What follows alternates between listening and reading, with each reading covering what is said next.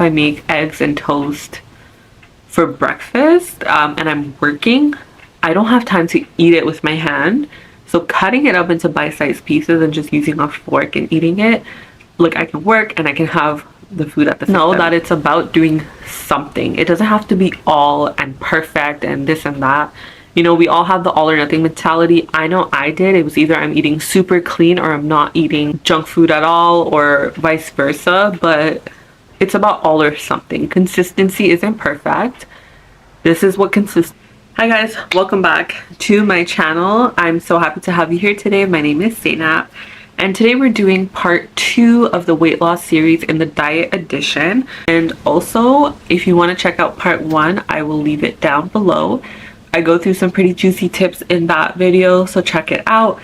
I'm gonna get right into it because we have a lot to cover today. So for part 2, once you've gotten into the habit of eating healthy and you follow the tips in part 1, the next thing we're going to do is, I'm going to start off with tip number 1, is portions. So with weight loss, I never used to focus on portions. I just thought if I ate healthy food, then that was good enough. But what I started to realize is it comes down to portions. So you can be eating healthy food, but if you don't measure your food and watch your portions, it's not going to help you lose weight because you're still overeating the amount of calories you need for your body. So I recommend to get a food scale and use that to measure out the amount of food you're going to eat. Like a good example is taking 1 tablespoon of peanut butter, you might think is 1 tablespoon, but if you put it on the food scale, that whatever grams it has on the back is the accurate portion for that peanut butter. So yeah, you could be consuming a lot of calories without even knowing it. So make sure you mind your portions and eat everything in moderation, because portions do matter even if you're eating healthy food. So there's that. And then in the realm of portions, it also helps to cut them in half. So if you think that the counting your calories or putting it on your FitnessPal app or whatever app you use, or using a food scale is too much work, then just cut your portions in half, because that will make sure you're not overeating your food, but you also want to make sure you're fueling your body properly. That's why I recommend to do those other 2 things. But if it's way too much, just use your plate as a guide.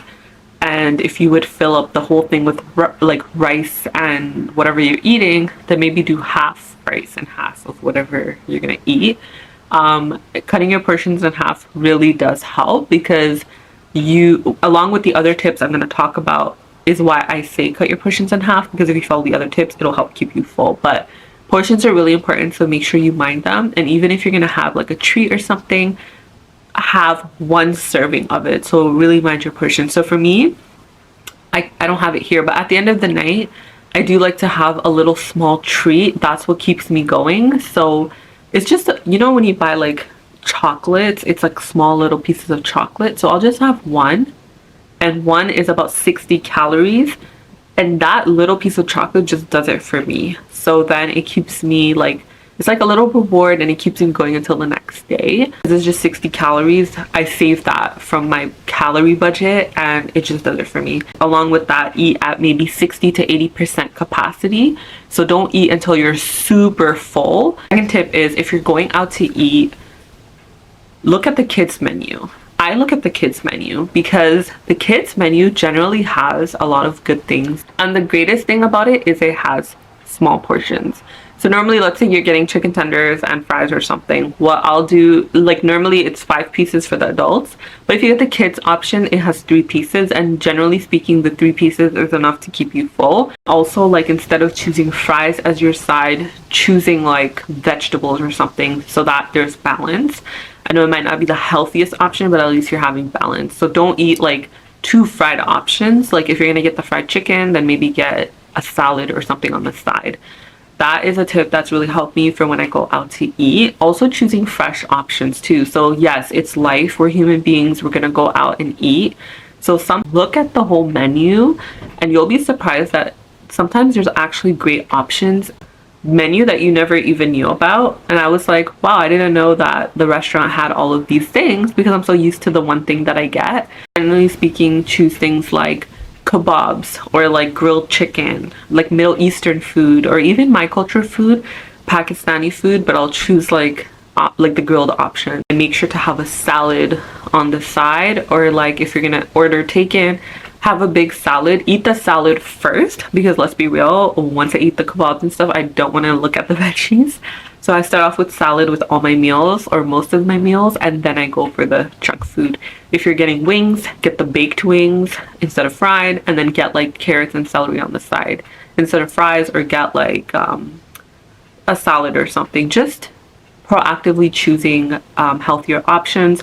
Also, if you're gonna get junk food, then maybe don't get the whole combo, just get like either the burger or the fries. Let's say for whatever odd reason I'm craving a Big Mac, instead of getting the combo, I'll just get the Big Mac itself. That's it. Sometimes we think we have to get the combo because it's cost effective, but is it cost effective for your calories? Probably not. So yes, you can do flexible dieting if you choose, and the 80-20 rule. Choose one, not the whole thing, right? Especially if you're serious about your goals. But if it's a cheat meal, why not treat yourself? So the third thing is to chew your food properly. So this is something that a lot of people don't talk about, especially in the fitness realm. Chewing your food is extremely important because the digestive process happens in your mouth when you're biting your food, so that it's easier for you to digest when your food gets to your tummy. So a lot of people, including myself, when I'm busy, I'm not really like thinking about that. I'm just eating quick and then going on to the next day. That's the reason why a lot of people have digestive issues, bloating, gas, all that kind of stuff.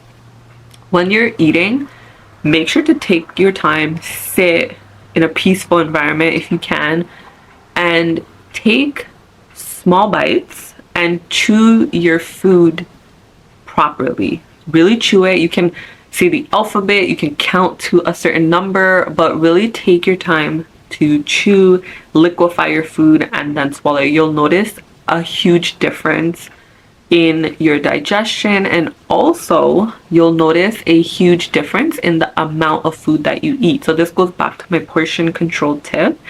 Because you're eating slowly, it takes about 20 minutes for your stomach to tell your brain that you're full.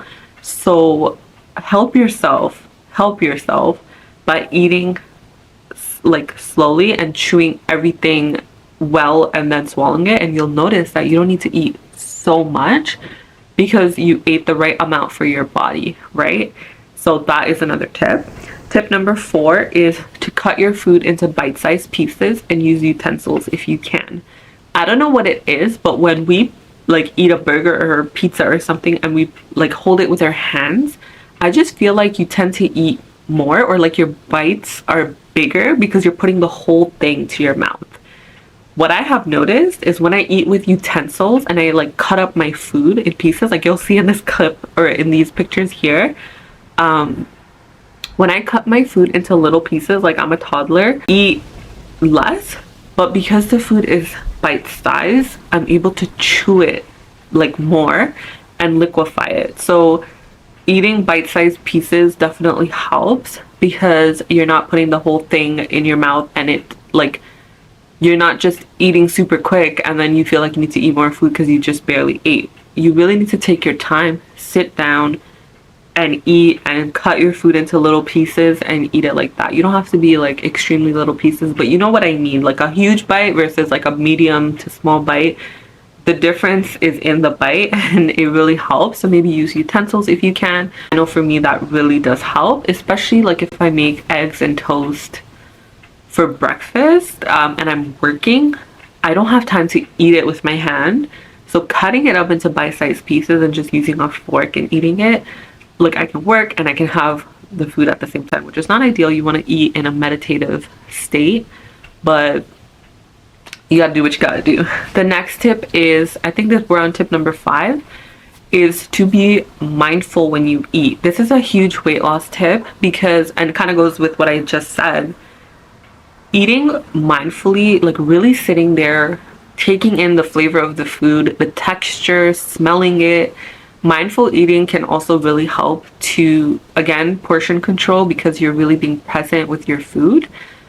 A lot of times we tend to just mindlessly eat. So if you ever watch TV and then you're eating like chips and the next thing you know the whole bag is done, it's because you really, first of all, we're scarfing the chips down, we're not paying attention.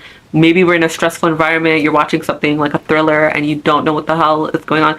Taking some time to just eat and understand what you're eating and all of that kind of stuff. You don't have to do it for every meal, but try doing it for one meal a day or once a week or something. It definitely helps, and I actually really enjoy mindful eating. I just really like to sit there and take in all the flavors, especially when you're chewing slowly and you're taking small bites. You really get to do that, and it just makes you feel more connected to your meal, and again help with your digestion, because everything is connected and you really want to make sure the food you're feeding your body is healthy. And if you are doing mindful eating, maybe you'll make better choices. And even if you don't, even if you treat yourself to some junk food, at least you get to enjoy all that flavor of your treat meal, and it's not you rushing through the meal and you barely got to enjoy it. You know what I mean? The tip I wanted to give for diet is to schedule your meals and add structure. So this is kind of like a psychological tip, but sometimes I feel like when I wake up and I don't know what time I'm gonna eat or whatever, I'm all over the place. But when I generally know, okay, like 8 o'clock I'm gonna have breakfast, 12 o'clock or 1 o'clock I'm having lunch, then at this time I'm having dinner, giving the structure also regulates your hunger cues so that you're not constantly overeating. You know what I mean? So you know, a lot of people do fast, like intermittent fasting. So they have their window, maybe they'll eat from 12 to 8 or whatever, something like that. But you don't have to do intermittent fasting, but just having structure to your meals, like your meal times, really helps. That's a whole other level of intense organization. So if you want to try that, definitely do. I definitely feel like it helped me, and it regulates my hunger cues, and I know like these are the times I'm gonna eat.